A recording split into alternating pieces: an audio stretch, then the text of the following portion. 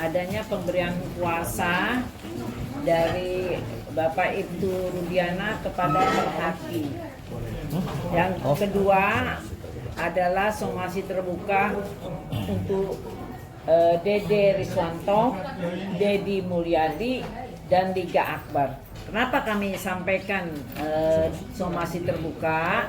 Karena kita tidak tahu alamat-alamat yang kami somasi. Dedi Riswanto di mana, Dedi Mulyadi di mana, Liga Akbar Cahyana di mana. Sehingga kita terbuka, nanti akan sampai karena kan masing-masing udah punya lawyer ya. Alasannya mungkin Bu, kenapa? Ya, kami melihat di sini kita menyampaikan somasi untuk Dede Riswanto dan dia telah memberikan keterangan. Saya dengar tadi di notaris mencabut keterangannya di Pengadilan Negeri Cirebon yang terbuka untuk umum pada tahun 2017. Nah itu kan keterangannya di bawah sumpah. Dengan dia mencabut ini berarti dia telah memberikan keterangan palsu di bawah sumpah pasal 242 KUHP. Dan kemudian dia juga menyatakan bahwa keterangannya ini adalah karena diarahkan dan skenario dari Ibtu Rudiana. Ini menimbulkan ujaran kebencian kepada klien kami dan juga 242 dan juga ITE karena diwawancara melalui channel YouTube Kang Dedi Mulyadi. Ya. Terus kemudian masalah Dedi Mulyadi ini juga kami somasi, dia itu menjadi detektif dadakan, di mana dia mewawancarai macam-macam dan menyebar luaskan berita-berita yang tidak benar ini. Ya, jadi dan kami waktu di Cirebon pernah juga memberi pemberitahuan supaya stop, jangan melakukan hal itu, tetapi tetap saja. Jadi kami minta supaya meluruskan keterangannya dan meminta maaf kepada Ibtu Rudiana dalam waktu 3x24 jam sejak hari ini. Kalau enggak kita akan melakukan upaya hukum pidana ya sesuai. Dan kemudian Liga Akbar Cahyana ini hampir sama dengan Dede Riswanto, yang mana dia mencabut laporan keterangannya di bawah sumpah, dan kemudian dia juga telah menyudutkan klien kami seolah bahwa semua keterangan dia itu dia lakukan karena skenario dari klien kami ya. Klien kami ini adalah saksi korban yang telah kehilangan dan atas anaknya dalam kesedihan dia korban. Nah kemudian semuanya melalui wawancara di channel YouTube Kang Dedi Mulyadi. Jadi ini kita somasi untuk segera meluruskan fakta yang sebenarnya dan meminta maaf kepada Ibtu Rudiana. Tapi kalau tidak, berarti kita akan proses. Biasa itu somasi itu emang dilayangkan karena dari Ibtu Rudiana sendiri atau memang dari Iya, memang permintaannya untuk meluruskan semua berita-berita hoax ini dan sangat luar biasa kejamnya ya. Dan itu juga berarti kan dia menyangkal dan dia kan memberi keterangan di persidangan dalam keadaan bebas di bawah sumpah. Kok sekarang bikin rekayasa seolah-olah diarahkan. Selama ini 8 tahun ngapain aja kalau memang diarahkan? Kan ini baru-baru aja gara-gara viral ini segala rupa.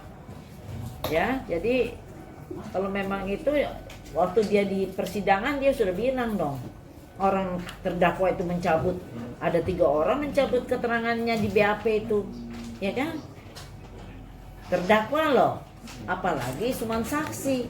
Selama ini dia pasti kan hasil eksaminasi dari majelis hakim 3 orang, dari jaksa, dari lawyer ini kan, kalau dia memang diarahkan nggak bisa, karena dia bebas sendirian di bawah sumpah dia menjelaskan.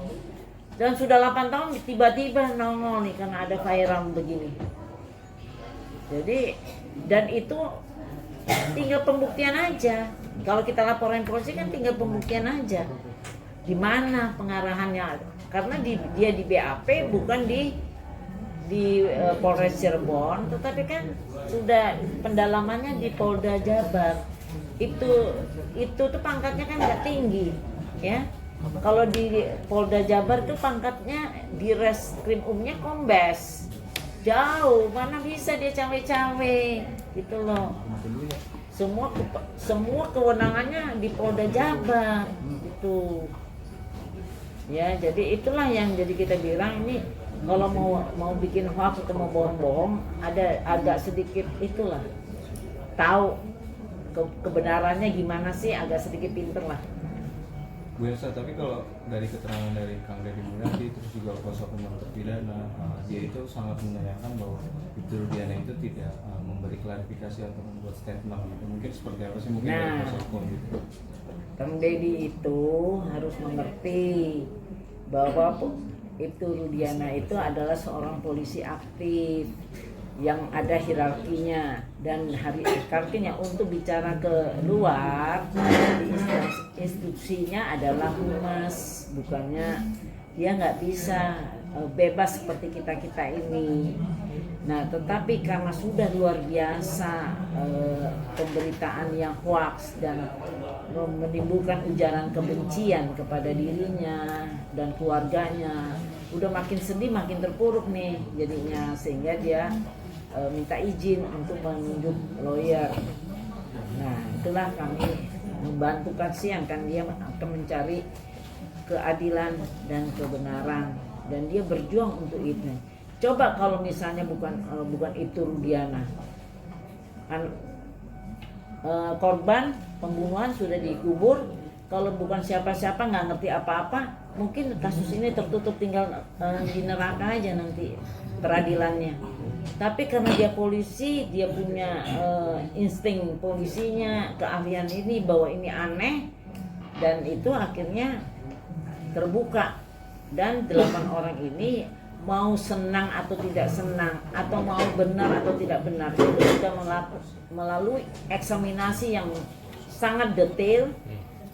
Dari pertama pra peradilan udah ditolak. Kemudian waktu di persidangan setelah dakwaan bikin eksepsi. Udah itu di waktu rekonstruksi bisa melawan, tidak mau rekonstruksi.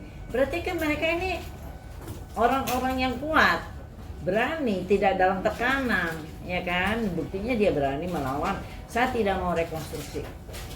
Terus sampai bikin dakwaan, bikin eksepsi. Ya, berarti kan ada lawyernya semua, jadi nggak bisa semena-mena polisinya.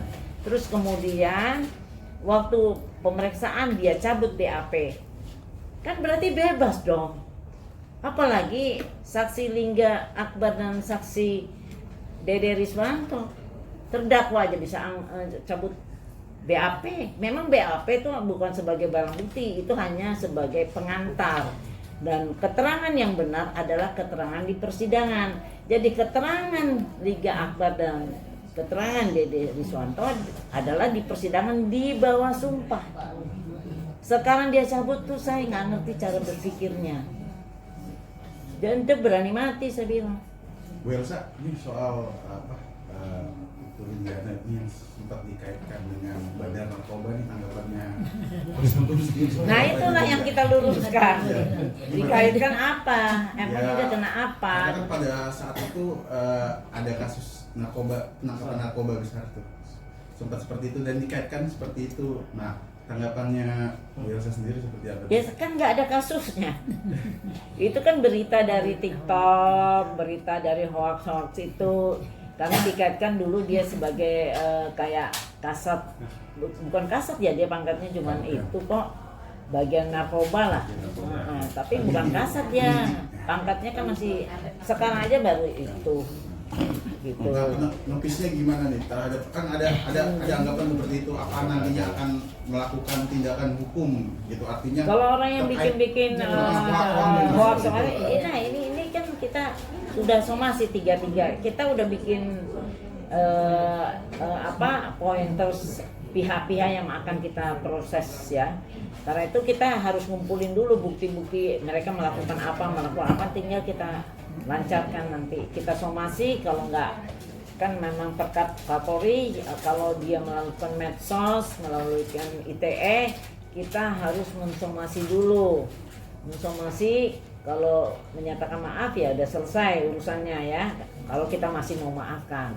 Tapi kalau misalnya cuek bebek ya udah kita lanjut gitu aja. Jadi yang kasus narkoba, kalau ada kasus narkoba itu penyidik narkobanya yang lebih tinggi dari Pak Rudiana udah proses nih. Sekarang kasus apa itu kan omongan saya juga ngikutin si TikTok, bagaimana dihubung-hubungin, dan itu tidak benar. Itu kan asal ngomong aja. Begitu dicari sama polisi misalnya akun-akunnya mereka udah menang semua tuh. Dia kan kalau ini kan pada pansos, tapi pansos boleh-boleh aja sih kalau tidak mencelakakan orang lain, itu kan boleh aja. Artinya tidak ada hubungan sama sekali ya? Tidak ada.